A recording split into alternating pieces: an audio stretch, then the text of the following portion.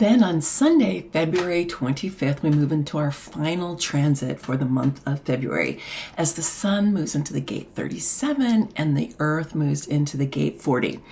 And this is always an interesting transit. It's one of the few transits during the course of the year where the sun and the earth light up a channel. The 40 is on the will center and the 37 is on the emotional solar plexus, and they do create a whole channel, which is known as the channel of the bargain in traditional human design, or the channel of administration in quantum human design.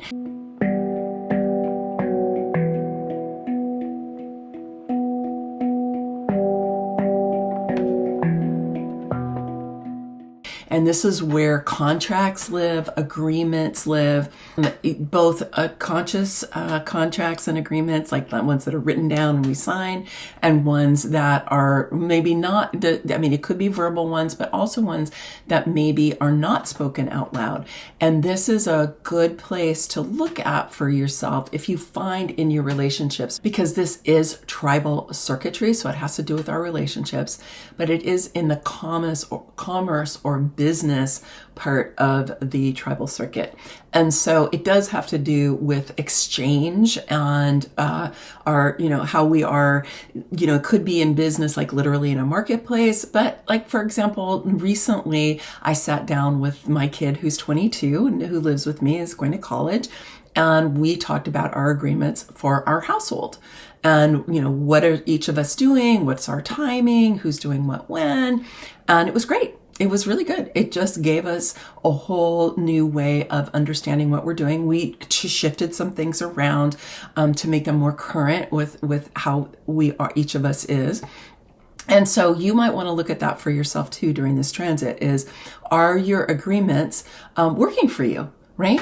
Or do you have agreements that you think you've agreed to one thing and somebody else thinks you've agreed to something else, right? And so it's an opportunity for you to bring this up to the surface where you can have a conversation about it so that you can get on the same page with people. Because I have found it pretty consistently, people who have this transit lit up in their chart is that they can have unconscious agreements.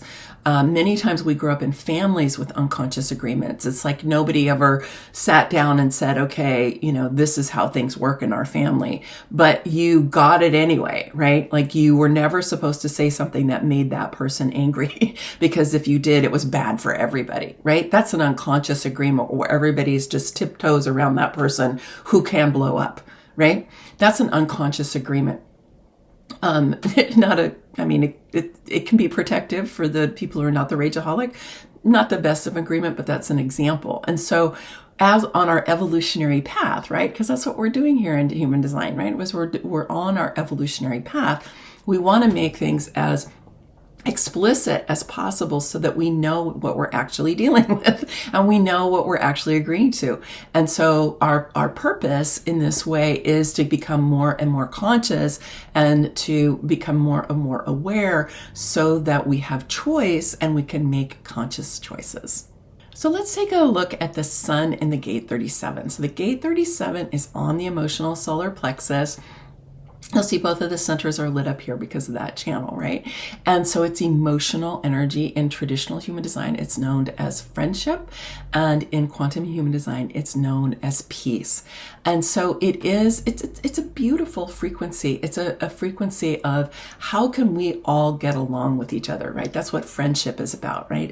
How do we relate to each other so that we're supportive of each other, we receive support from each other, we understand, we seek to empathize, we seek to be on the same page, right? Which is what I was just talking about the agreements, right? And it's prioritizing this sense that we are all in this together and we're going to have contracts and agreements that are mutually beneficial. So we're going to go back to that collaboration that we had with the Gate 7 earlier on in the month, right? We're going to go back to that. How do we create agreements, collaborations, ways of being together, ways of working together, right? Ways of doing business together, ways of being in a household together or in a community together. If you start looking at what your community agreements are, right? Or your municipal, your city agreements, all of that kind of thing. How do we do that based in a sense of we're all in this together, right? And we want to do this so that it's mutually beneficial and so that it creates peace for all of us, that we can be at peace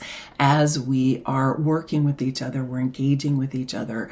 And how can we do that? So it's this beautiful energy that is just, the sun is lighting this up, and it's really, and it's saying to us, this is possible. This is possible. We can do this. We can grow ourselves so that we can be in the world together in ways that are, that are mutually beneficial and are supporting everyone. Now, a key component of this, if we move to where the earth is in the gate 40, and the gate 40 is on the will center. So it is a powerful energy because the will center is also a motor. But remember, the will center works to rest, right? So it's a little bit of an on-off energy, right? So we don't want to use willpower long term, right? Willpower is really meant for short bursts, right? It's like, oh gosh, this thing has to be done now, and I don't necessarily have all the energy I need for it, but I'm going to go for it, right? And so you kind of pull up that willpower and you say, I'm going to do it, right? But you don't want to live that way. I've lived that way for a long time. It leads to burnout. No, don't do that. What you want to do is know how to work when you've got the energy and then rest when you need to. So the gate 40 is really lighting that up. So in traditional human design, it's known as loneliness, and in quantum human design, it's known as restoration. The people that I know who have this as part of, it could be where their sun is or just have it lit up in their chart. Sometimes they relate to this loneliness. So if you feel kind of alone, even when you're with groups, it could be, if you have the gate 40, that is one way of experiencing it. But a lot of times it's more about being alone, like wanting alone time, which is where that restoration comes in, right? Because if you've been engaging in commerce, you've been engaging in agreements, you've been working with other people, and you've been doing all that, sometimes you might need to withdraw from the community and to be alone and to restore, right? Because again, work to rest. And then of course the emotional solar plexus also has a wave, right? Those of you who are emotionally defined know this, right? So it's not always going to have the same amount of energy. So when we're looking at this relationship between the emotional solar plexus on the one hand and the will center, neither one of these has long-term sustainable energy the way that the sacral does. But what they do have is they do have energy that fluctuates, that comes and goes. And it's important to be tuning into, do I have the energy or not? And the 40 can help us with that. The 40 can be like, hey, you know what? You've really put out a lot. You need to go and get some rest. Like just take it easy, go get some rest for a while, and then come back in when you feel like you have sufficiently restored. Of course, if we just go back to what we were talking about in the previous transit about sustainability, right? Is it sustainable? Because willpower is not sustainable, right? And if we're just trying to, push without willpower, it's not sustainable. It leads to burnout. So we want to live lives where we restore on a regular basis, or regenerative in terms of regenerating our own energy, regenerating our world, regenerating our relationships. But we also, and that, restoration is part of regenerating, right? It's part of that cycle of where, we as people, but also the living world needs to restore at times. Like right now, here in the Northern Hemisphere, we're in winter. A lot of the living world is restoring, it's dormant. It's taking a deep winter rest at this time. And so you may be needing that as well. Like just take a look. I mean, even though we're here at the end of February and in the Celtic tradition, we're already in spring, but it's like, take a look. Are you restoring sufficiently? And if not, do so before we kind of burst forth into the springtime and the most expansive period of time in the Northern Hemisphere, because you don't want to start the spring and that really expansive time that goes from the spring equinox to the summer solstice and carries through the next few months after that. You don't want to go into that depleted, right? You want to be restored. So that's a really good kind of check for yourself. So just to kind of summarize this month, we have been walking through the gates of the emotional solar plexus. So we want to be especially tuned to our own emotional frequency, the emotional frequency of other people. It's possible that you might get more activated or more triggered during this time. It's possible that other people will feel more activated or more triggered during this time, particularly if they're identifying more with the more disempowered or the shadow aspects of these gates, right? So you want to just really be paying attention to that for yourself. You want to paying attention to it for other people, and really see what you can do to live with kindness. You know, as one friend of mine says, she goes, have mercy. You know, it's like, we're in a really intense year. You know, all of the predictions that I've seen for 2024 is this is just going to be a really intense year.